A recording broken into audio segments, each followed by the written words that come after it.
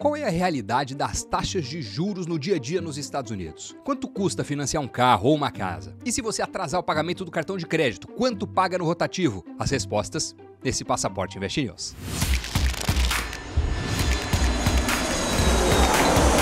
Olá, eu sou Doni Denútil, seja bem-vindo a mais um episódio da nossa série especial sobre mudança e vida nos Estados Unidos. Antes de cair direto nos juros para financiar imóvel ou veículo, e eu vou entrar em detalhes, deixa eu fazer um rápido apanhado histórico. Como em qualquer economia, a taxa de juros americana desempenha um papel crucial. Ela é controlada pelo Federal Reserve, o Banco Central do país, que ajusta a taxa de acordo com uma série de fatores econômicos, tanto locais quanto internacionais. Em termos simples, taxas de juros mais baixas incentivam o financiamento e aumentam a circulação de dinheiro na economia, enquanto taxas mais altas deixam o dinheiro mais caro, restringindo o acesso ao crédito, diminuindo o fluxo monetário e esfriando a economia.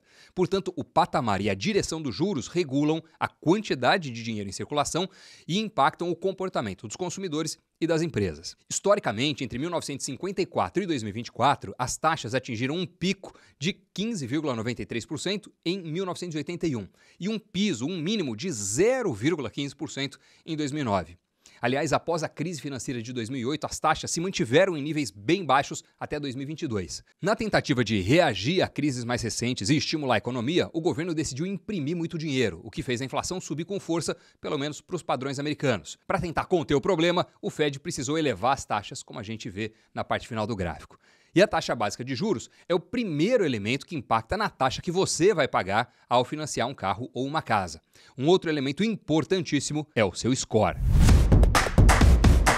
O credit score, ou seja, a pontuação de crédito, é individual e se baseia em um ranking de notas que varia de 300 a 850 pontos. Como a gente, aliás, mostrou recentemente em um episódio detalhando a importância, como funciona e como construir um bom credit score. Se não viu, vale a pena conferir. Quanto melhor o seu score, mais baixos serão os juros que você vai pagar, o que basicamente vale para qualquer tipo de financiamento ou de empréstimo. A tabela aí na tela ajuda a entender quais são as categorias de avaliação para concessão de crédito com base no score.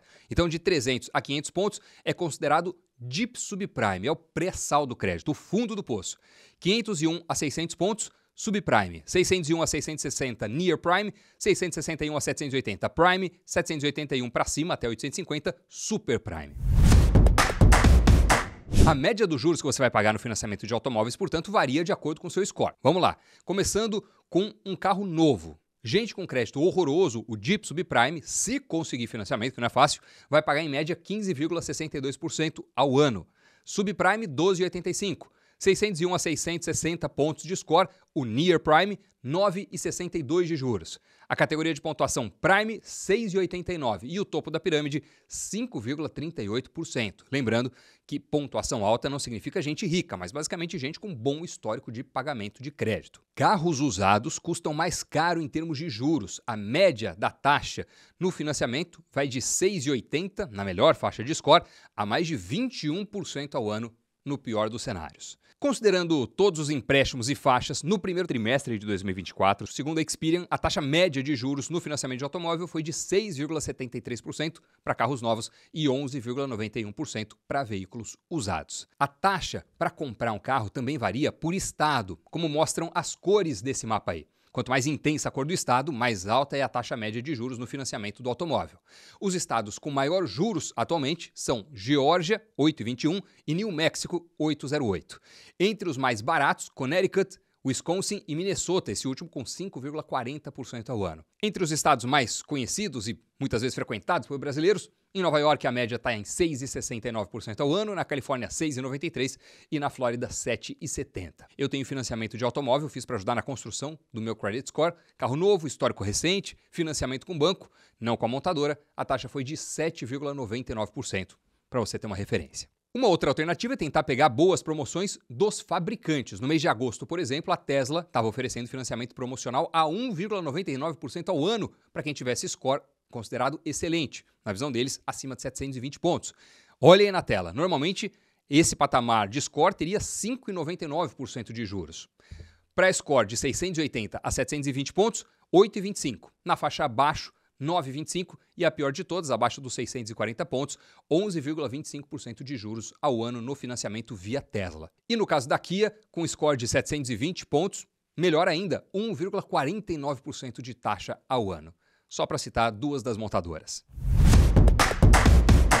Quando se trata de imóveis, um dos termos mais importantes a entender é mortgage, ou hipoteca. Uma hipoteca é um tipo de empréstimo garantido pela propriedade, onde o credor tem o direito de tomar posse do imóvel se o mutuário não efetuar os pagamentos. É uma baita garantia para o credor, né? Também, a gente já fez um programa sobre como comprar uma casa ou imóvel nos Estados Unidos. Se não viu, fica a dica. Existem dois tipos principais de financiamento imobiliário nos Estados Unidos. Nas siglas, o FRM e o ARM.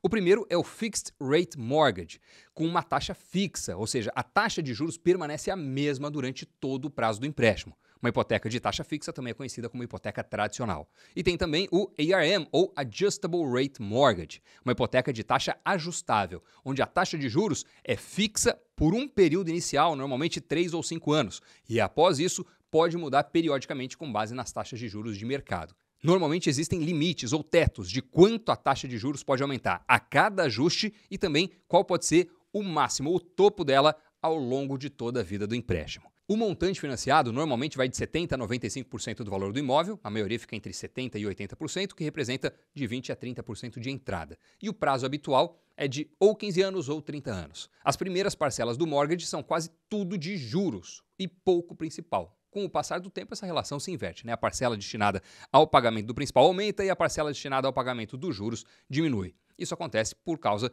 do processo de amortização, onde os juros são calculados sobre o saldo devedor, e o saldo devedor vai diminuindo à medida que o principal é pago.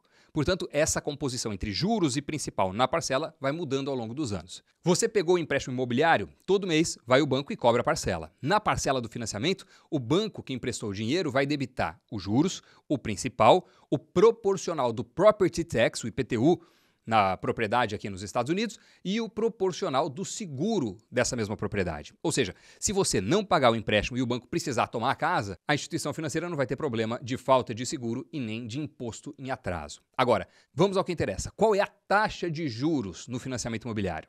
Mergulhando no dado e observando esse gráfico, olha, que é muito interessante, vale a pena a gente se deter um pouco nele. A linha mostra de 1971 a 2024 qual é a taxa média de juros no financiamento imobiliário, considerando um mortgage do tipo FRM, taxa fixa, de 30 anos. Lá no início, abril de 1971, você comprava uma casa com juros em 7,33% fixos por 30 anos. O pico foi 10 anos depois, em outubro de 81, onde, para travar os juros por 30 anos no financiamento imobiliário, tinha que pagar mais de 18% ao ano. Reparou que esse ponto está no início de uma faixa cinza? Essas faixas verticais cinzas no gráfico indicam períodos de recessão da economia americana. Final de 2020 e início de 21, as menores taxas de juros imobiliários da história. Janeiro de 21, por exemplo, 2,65% para comprar um imóvel com uma taxa travada, paradinha por 3 décadas. Fazendo um zoom para pegar só o período mais recente, em outubro do ano passado a taxa estava em 7,79% e o dado mais atual, agosto de 2024, 6,49% em média. Como a expectativa é de queda dos juros no horizonte nos próximos anos, os financiamentos de 15 anos, representados nessa linha verde do gráfico, ficam com uma taxa fixa mais baixa, 5,66% no dado mais atual. Também dá para fazer o recorte pelo score. O mínimo convencional para o financiamento imobiliário é 620 pontos. Abaixo disso, dificilmente consegue. Acima disso, você está vendo na tela. 620 a 639 pontos de score, média atual no financiamento imobiliário, pouco mais de 8% de taxa ao ano. E vai melhorando gradualmente. 7,53, 7,10 e por aí vai até o melhor cenário de score de 760 pontos ou mais, onde a taxa média anual cai para menos de 6,5% ao ano. Um detalhe a pontuar é que tudo isso é média e existem vários fatores que entram na conta, não só o seu score. Por exemplo, como estrangeiros, principalmente no começo da vida nos Estados Unidos, seu score vai ser recente. Você dificilmente vai ter um estoque de propriedades como patrimônio nos Estados Unidos, né? Vai iniciar seus passos aqui. Então, tudo isso tem um impacto, tem uma influência. O status do seu visto, ou se você é ou não green card holder, se tem ou não green card, também impacta. Isso pode ampliar ou restringir o leque de instituições financeiras dispostas a fazer o financiamento. E também influenciar em quanto vão cobrar por isso. No início é comum, inclusive, por questões de histórico e documentação, que os bancos americanos recusem e você acabe tendo como opção apenas financiar com instituições brasileiras que têm operação em solo americano e que aceitam, por exemplo, a sua declaração de imposto de renda do Brasil como uma forma de garantia patrimonial. Então, principalmente nesse início, quem chega costuma ter portas menos abertas, ou um menor número, pelo menos, de portas abertas e taxas mais altas. Com o tempo, a coisa se ajeita. E eu falo isso, inclusive, com conhecimento de causa. Eu tenho 3 financiamentos imobiliários atualmente nos Estados Unidos com taxas que vão de 7,25% a 4,75% ao ano. Aliás, falando em taxa, o timing do financiamento, como você reparou naquelas linhas históricas, faz toda a diferença. Só para dar uma noção mais concreta, para tangibilizar o tamanho desse impacto, vamos fazer uma conta. Eu usei uma calculadora de mortgage e tá aí o resultado. Considerando uma casa de $500 mil, entrada de 20%, 100 mil e financiando $400 mil por 30 anos. Se por acaso você tivesse comprado essa casa ali no começo de 2021, considerando a média dos juros imobiliários daquele momento, 2,59%, você teria uma parcela mensal na casa dos $1.600, sem considerar property tax ou seguro do imóvel, tá? Só o principal e juros mesmo nessa parcela. Ao final do período, até 2054, teria pago ao todo $175 mil e uns quebrados de juros. Mas, se em vez disso você tivesse comprado a casa de mesmo valor em outubro de 2023, só 2 anos e meio depois, considerando a taxa média de juros daquele momento, 7,79% ao ano, a parcela de $1.600 pularia para $2.877 por mês. E o mais impressionante, os juros pagos ao final do período seriam bem maiores do que o valor do empréstimo que você pegou. Em vez de pagar 175 mil de juros, pagaria 635 mil dólares.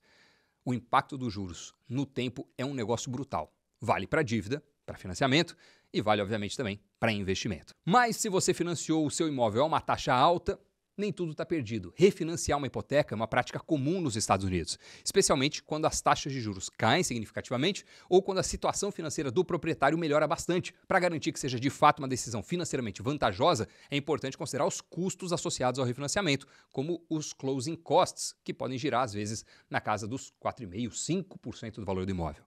Mas fato é que o refinanciamento permite que o comprador troque a sua hipoteca atual por uma nova com termos e taxas mais favoráveis. Bom, eu acho que carro e casa são os 2 tipos de financiamento, de empréstimo, que despertam o maior interesse com relação aos juros, né? Mas já que a gente está no embalo, vamos falar rapidinho do cartão de crédito. Tem um negócio importante na economia americana que chama Prime Rate. A Prime Rate nos Estados Unidos é a taxa de juros que os bancos comerciais aplicam para os seus clientes mais confiáveis, geralmente as grandes corporações com baixo risco de crédito. Essa é uma taxa de referência para muitas outras taxas de juros no mercado. E a Prime Rate é influenciada diretamente, ela segue a taxa de juros estabelecida pelo Fed, como eu falei lá no começo. E isso vai escorrendo para o resto da economia, para o resto das taxas de juros nos Estados Unidos e também para a taxa do cartão de crédito. Isso para dizer que muitas vezes a gente ouve em um empréstimo ou num custo que a taxa é X% acima da Prime Rate ou Prime mais 5%, esse tipo de coisa. Por exemplo, olha essa notícia aí. Credit Card Interest Rate Margins at All-Time High. Ou seja, a margem da taxa de juros do cartão na máxima histórica. Margem referindo-se a quanto acima da taxa Prime estão os juros do cartão. Atualmente, no maior patamar da história. Notícia é desse ano. Para ter uma noção também no tempo, olha esse gráfico do Fred. Fred não é uma pessoa, obviamente, é o Federal Reserve Economic Data. Dado oficial da média dos juros nos cartões de crédito, mostrando de 1994 até agora. Maio de 2014, um dos pontos mais baixos, estava em menos de 12% de juros do rotativo. Ao mês? Não, ao ano. Agora, dá para ver a esticada nos últimos anos do gráfico. Dado mais recente desse levantamento é de maio de 2024, quase o dobro, 21,51% em média. Os juros se você não pagar a fatura integral do cartão. Lembrando que a relação entre dívida e rendimento, histórico de relacionamento com o banco, tipo de cartão e principalmente o credit score também impactam nos juros que você vai ter no seu rotativo. Espero que você tenha curtido esse programa. Muito obrigado pelo like, por deixar o seu comentário nesse vídeo, por encaminhar ele para quem está pensando em se mudar para os Estados Unidos, enfim, por seguir a gente nas redes sociais também, @DoniDenútil e @InvestNewsBR. Até semana que vem, quando a gente carimba mais uma página do nosso Passaporte Invest News. Tchau!